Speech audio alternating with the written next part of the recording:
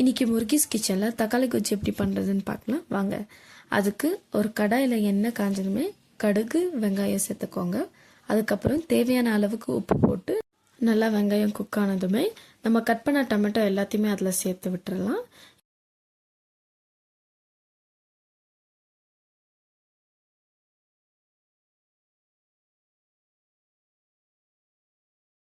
தனியாக ஒரு பேனில் 2 டீஸ்பூன் வெந்தயம் 2 டீஸ்பூன் கடுகு இது ரெண்டுத்தையுமே ட்ரை ரோஸ்ட் பண்ணிவிட்டு நல்லா பொடி பண்ணி வச்சுக்கோங்க.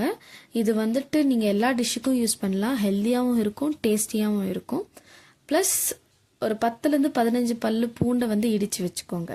இப்போ தக்காளி நல்லா வெந்ததுமே பச்சை வாசனை போச்சான்னு செக் பண்ணிவிட்டு 1/4 டீஸ்பூன் மஞ்சள்தூள், ஒரு 2 டீஸ்பூன் மிளகாத்தூள், அதுக்கப்புறம் நம்ம இடித்து வச்ச பவுடரும் பூண்டும் சேர்த்து கைப்பொடி அளவுக்கு கொத்தமல்லி கட் பண்ணி போட்டிங்கன்னா நல்லா டேஸ்டியான டொமேட்டோ கொச்சி ரெடி.